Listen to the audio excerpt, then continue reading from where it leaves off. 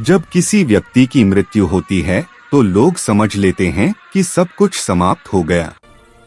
शरीर जल गया, राख बहा दी गई, 13 दिन पूरे हुए और जीवन फिर सामान्य हो गया। लेकिन शास्त्र कहते हैं हर आत्मा की यात्रा इतनी सरल नहीं होती। कुछ आत्माएं आगे बढ़ जाती हैं, कुछ को मार्ग मिल जाता है और कुछ वहीं अटक जाती हैं। इन्हें ही आम भाषा में भटकती आत्मा कहा जाता है। यह कोई फिल्मी कहानी नहीं है, यह कोई डराने के लिए बनाई गई बात नहीं है। यह शास्त्रों में वर्णित एक सूक्ष्म अवस्था है। गरुड़ पुराण कहता है कि मृत्यु के बाद आत्मा तुरंत किसी लोक में नहीं चली जाती, वह पहले सूक्ष्म शरीर धारण करती है।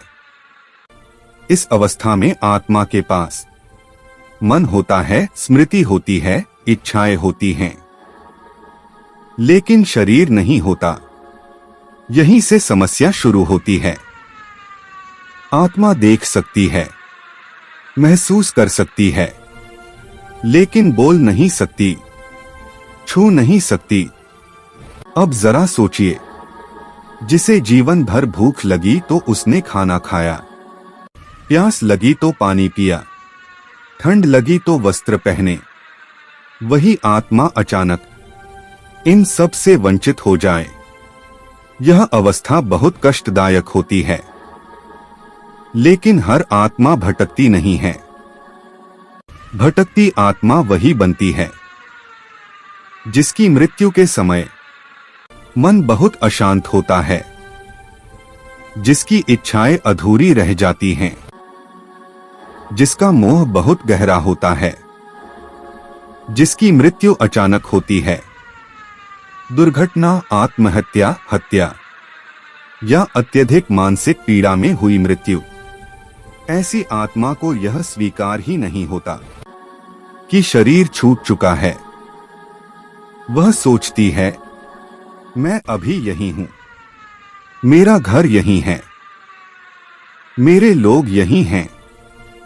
वह अपने घर के आसपास घूमती है, अपने कमरे में जाती है, अपने लोगों को देखती है, लेकिन जब कोई उसे देख नहीं पाता, सुन नहीं पाता, तो भीतर गहरा भ्रम पैदा होता है। यही भ्रम धीरे धीरे भटकाव बन जाता है। गरुड़ पुराण में इसे प्रेत अवस्था कहा गया है। यह कोई डरावनी उपाधि नहीं है, यह एक अस्थायी स्थिति है। लेकिन अगर इस अवस्था में आत्मा को सही मार्गदर्शन न मिले, स्मरण न मिले, श्राद्ध, तर्पण, जलदान न मिले, तो यह अवस्था लंबी हो सकती है। अब एक बहुत जरूरी बात समझिए। भटकती आत्मा का मतलब यह नहीं कि वह दूसरों को नुकसान पहुंचाना चाहती है।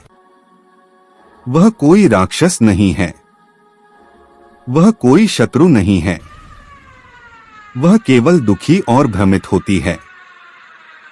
लेकिन दुख और भ्रम में कभी कभी उसका प्रभाव जीवित लोगों पर पड़ने लगता है।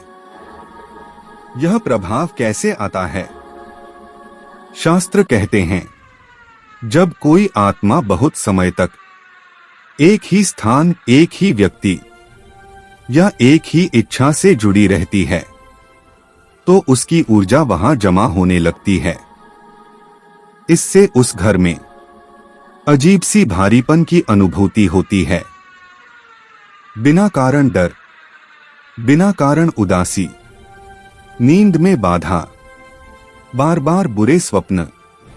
कुछ लोग कहते हैं, हमारे घर में सब ठीक है, लेकिन मन भारी रहता है। यह हमेशा मनोवैज्ञानिक नहीं होता, कभी कभी यह सूक्ष्म प्रभाव होता है।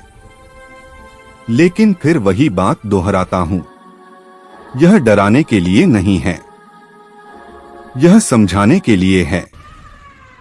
अब प्रश्न उठता है, आत्मा क्यों भटकती है? सबसे पहला कारण अधूरा मोह। जो व्यक्ति जीवन में बहुत ज्यादा किसी चीज से जुड़ा रहा, धन, मकान, व्यक्ति, प्रतिष्ठा, वह मृत्यु के बाद उसी से चिपका रह जाता है। दूसरा कारण अचानक मृत्यु, जिसे मृत्यु का आभास ही नहीं हुआ, वह आत्मा भ्रम में चली जाती है।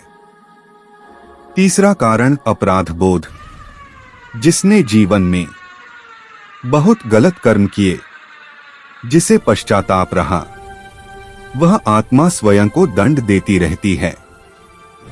चौथा कारण श्राद्ध और स्मरण का अभाव, जब परिवार पूरी तरह भूल जाता है तो आत्मा को लगता है कि उसका अस्तित्व ही मिट गया। यहीं से भटकाव बढ़ता है। अब एक और भ्रम तोड़ना जरूरी है। हर जगह जो कहा जाता है कि फला जगह आत्मा है, यह हमेशा सच नहीं होता। शास्त्र कहते हैं भटकती आत्माएं बहुत दुर्लभ होती हैं। ज्यादातर आत्माएं समय के साथ आगे बढ़ जाती हैं, लेकिन जब भटकाव होता है तो उसका कारण हमेशा बहुत गहरा होता है। अब सवाल आता है, क्या भटकती आत्मा को शांति मिल सकती है? उत्तर है हाँ, पूरी तरह। कोई आत्मा हमेशा के लिए भटकती नहीं रहती। ईश्वर ने ऐसा कोई दंड नहीं बनाया। आत्मा को शांति मिलती है स्मरण से, प्रार्थना से, श्राद्ध से, दान से और सबसे ज्यादा भाव से। अगर कोई व्यक्ति अपने दिवंगत प्रिय को मन से याद कर ले, उनके नाम से जल अर्पित कर दे, उनके नाम से किसी भूखे को भोजन करा दे, तो आत्मा को गहरा सुकून मिलता है।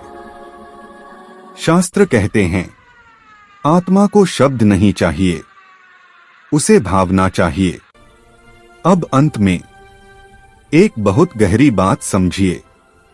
भटकती आत्मा से डरने की नहीं, उसे समझने की।